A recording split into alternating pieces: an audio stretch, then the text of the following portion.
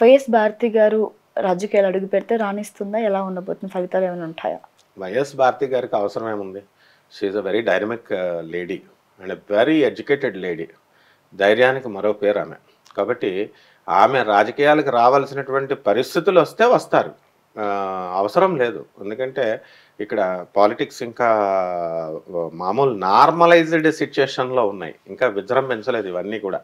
ఇవంతా చప్పగా అయిపోయినాయి. అప్పుడు ఆంధ్ర కోసం, ఆంధ్ర పాలిటిక్స్ కోసం ఓ విదేశాల నుంచి వచ్చేసారు, హైదరాబాద్ నుంచి వచ్చేసారు, బాంబే నుంచి వచ్చేసారు. డెవలప్మెంట్ మీటింగ్లు, వీడియో కాన్ఫరెన్స్లు జరుగుతూ ఉంటాయి అంతే. అవన్నీ ప్రాక్టికల్గా ఇంకా పెట్టాలిగా. ఓన్లీ ఇప్పుడు గవర్నమెంట్ ఫార్మ్ అయిన తర్వాత ఏం చేస్తారు? చిన్న చిన్న పనులు చేస్తారు ఎవరైనా. కమాన్ పోలవరం ప్రాజెక్ట్ కట్టమనండి, కమాన్ ఈ స్టేటస్ తెప్పించి, ప్రత్యేక స్టేటస్ తెప్పించి చేయమనండి. పెద్ద పెద్ద ప్రాజెక్ట్స్ చేయలేరు. కారణం ఏంటంటే వాళ్ళు చేయకూడదని కాదు, ఫండ్స్ ఉండాలా. పవన్ కళ్యాణ్ గారు ఆ జీతాలు చూసుకోవాలా, వీళ్ళకి గవర్నమెంట్ ఎంప్లాయీస్కి, చంద్రబాబు నాయుడు గారికి. ఇప్పుడు మన ఇండస్ట్రీస్ మీటింగ్ జరిగింది. యూనివర్సిటీని పెడతామని అన్నారు వాళ్ళు. చంద్రబాబు నాయుడు చాలా మెచ్చుకున్నారు. Okay good. మరి యూనివర్సిటీకి ల్యాండ్ ఇమ్మన్నారు, ఇస్తానన్నాడు ఆయన.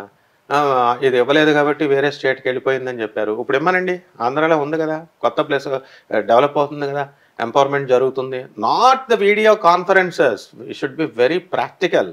పేపర్లోకి రావాలా, పని జరగాలి. అంతేగాని పోలవరం చేసేస్తారు, లేకపోతే యూనివర్సిటీలు పెట్టేస్తారు, లేకపోతే ఇది అమరావతి. ఏది అమరావతి సిచ్యువేషన్ ఎంతవరకు? రోడ్లు క్లీన్ చేయడమా డెవలప్మెంట్ అంటే? కమాన్ చెయ్యాలా, క్యాపిటల్ కట్టేసేయాలా. Where is the high court? హైకోర్టులో 4-5 సంవత్సరాలు ఈ 2 ప్రభుత్వాల వల్ల, వీళ్ళిద్దరి వల్ల 8-5 సంవత్సరాల కేసులు పెండింగ్లో ఉండిపోయినాయి. ఆ రోజున అమరావతి అని ఆయన, వైజాగ్ కర్నూలు అని ఈయన వల్ల మామూలు మనుషుల యొక్క కోర్టు కేసులు 4 సంవత్సరాలు పని చేయలేదు. హైకోర్టుల కోసం కేసులు లేక కర్నూలు తెలియదు, ఏదో తెలియదు, హాయిగా లీవులు తీసుకున్నారు ఈ గవర్నమెంట్ జ్యుడిషియరీ డిపార్ట్మెంట్. కేసులు ఏమవుతాయి? ప్రజల కేసులు చూడాలా, ప్రజలు అడగాల. అంతేగాని పేపర్ల మీద నేను హైకోర్టు అక్కడ పెడతాను ఆయన, ఇక్కడ పెడతాను ఈయన. మనమేమో క్యాప్షన్స్, చంద్రబాబు నాయుడిని ఏమండి నేను ఇండస్ట్రీ పెడితే నన్ను కూడా జైలు వేసేస్తే అని అడిగితే చంద్రబాబు నాయుడు గారికి ఆయనకు అంత సీన్ లేదు అని తమ్నైళ్ళు పెట్టడాలు ఇవి కాదు. డెవలప్మెంట్ ఆఫ్ ఆంధ్రప్రదేశ్ ఇంకా స్టార్టే కాలేదు. రోడ్లు క్లీన్లు, డ్రైనేజ్ క్లీన్లు, లైట్లు వేయడాలు ఇది డెవలప్మెంట్ కానే కాదు. రోడ్లు వేయడాలు డెవలప్మెంట్ ఏంటమ్మా? ప్రజల్లో చైతన్యం రావాలా, స్టూడెంట్స్కి ఎంపవర్మెంట్ రావాలా, స్టూడెంట్స్కి డిగ్రీలు రావాలా, రకరకాల. ఎంతసేపు youth youth youth and youth is observing. తప్పకుండా స్టూడెంట్స్ అబ్జర్వ్ చేస్తున్నారు. రిక్రూట్మెంట్స్ ఏవి? ఆయన డిఎస్సి అన్నాడు. ఇక్కడేది డిఎస్సి? చేయాలిగా. చూస్తారు ప్రజలంతా, చదువుకున్న వాళ్ళంతా గమనిస్తూ ఉంటారు. నాట్ దీస్ పొలిటీషియన్స్ ఏదో స్పీచ్లు ఇచ్చేసి వెళ్ళిపోవడం కాదు. Politician is never believable. A politician అయినా సరే ఎవరు కూడా పొలిటీషియన్ నమ్మకూడదు. అందువల్ల ప్రజలు వాళ్ళకి తెలుసు ఎప్పుడు దించాలి, ఎప్పుడు లేపాలి, ఎప్పుడు ఎవరిని కూర్చోపెట్టాలి, ఎవరిని ఎప్పుడు దించేయాలి, ప్రజలంతా తెలుసు. బ్రాహ్మణి గారి జీవితంలో ఏమైనా రాజకీయాలు అడుగుపెట్టే ఉందా, లేకపోతే ఎలా ఉండబోతుంది? ఆమె she's an entrepreneur. Industries నడుపుకుంటుంది.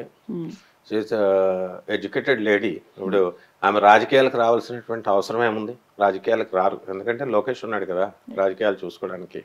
So worst situations వచ్చినప్పుడు కూడా ఆమె రాదు. ఎందుకనంటే అండ్ ఈ ఫ్యాన్ దాన్ని ఏమంటారు, మొన్న ఎలక్షన్స్లో కూడా ఎంత డైనమిక్ అంటే ఆమె సైకో వెళ్ళిపోయాడు, సైకిల్ వచ్చింది అని ఎన్టీఆర్ ఫ్యామిలీలో వాళ్ళు కేక్ కట్ చేసుకుంటూ చెప్పుకుంటున్నప్పుడు బ్రాహ్మణి అంత డిగ్నిఫైడ్గా బిహేవ్ చేసింది. ఒక చీఫ్ మినిస్టర్ కోడలుగా, ఒక లోకేష్ భార్యగా. అక్కడ ఉన్నది ఏంటంటే కోపం ఉన్నా మరి వాళ్ళ మాంగారిని జైల్లో పెట్టారు, పవర్ రాలేదు, ఉంది. ఆ వీడియో చూస్తే మీకే తెలుస్తుంది. ఎందుకంటే హుందాతనానికి హుందాతనం, పొగరకు పొగరు ఉంటుంది. ఈ ప్రజలు మనం చెప్పుకోవాల్సిన వాళ్ళ పొగర్లు, వాళ్ళ డెవలప్మెంట్లు, వాళ్ళ రాజకీయాల్లో రావడానికి ఆ ఫ్యామిలీల గోలలు మనకెందుకు?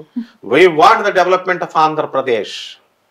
So people should focus on it and people should extract work from them. వాళ్ళ చేత పని చేయించే విధానంలో వాళ్ళని డ్రైవ్ చేయాలి. అంతేగాని వాళ్ళ కుటుంబాలని వాళ్ళ పొగడం, వీళ్ళ కుటుంబాలని వీళ్ళ పొగడం మనకేం పని?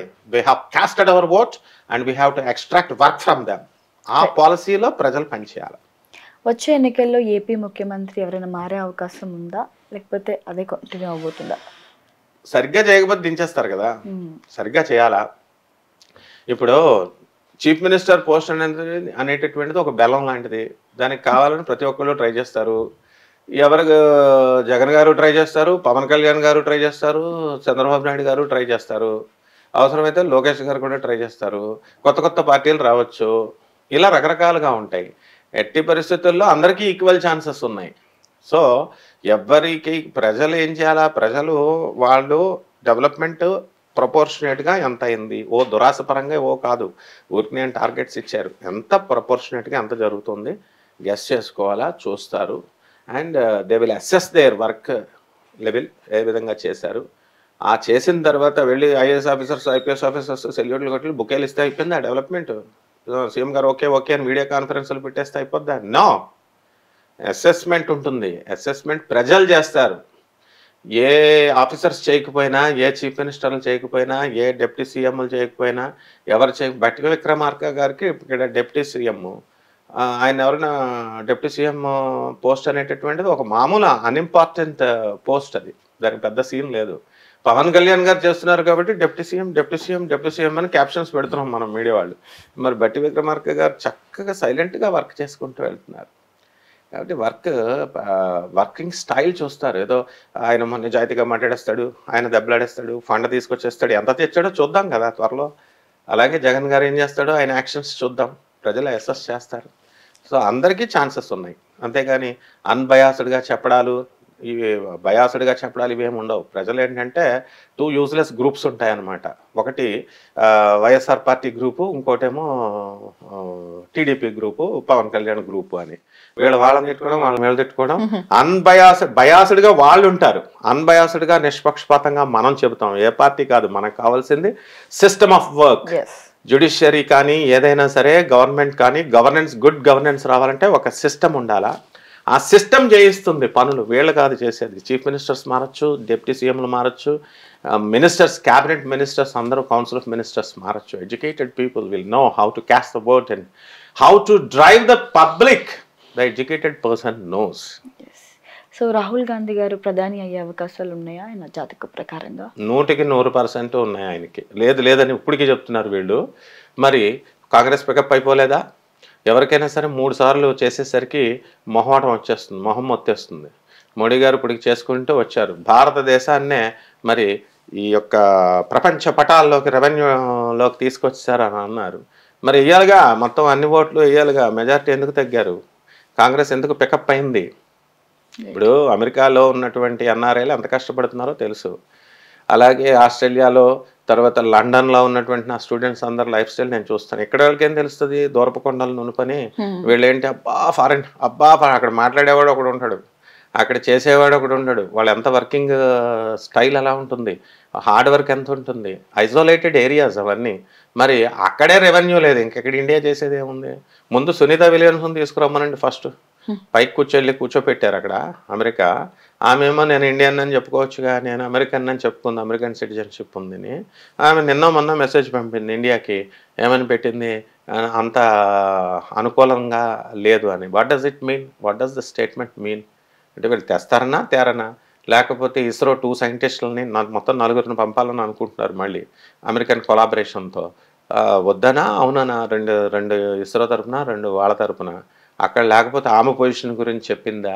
ఇలాంటివన్నీ ఉంటాయి. ఇంటర్నేషనల్ పంపించేయడమే అన్నమాట. కాబట్టి ఈ యొక్క రాహుల్ గాంధీ 100% డెఫినెట్గా పికప్ అయిపోతాడు. డెఫినెట్గా ప్రజలు ఆయనకి ముఖ్య ప్రధానమంత్రి పదవిలో కూర్చోబెడతారు.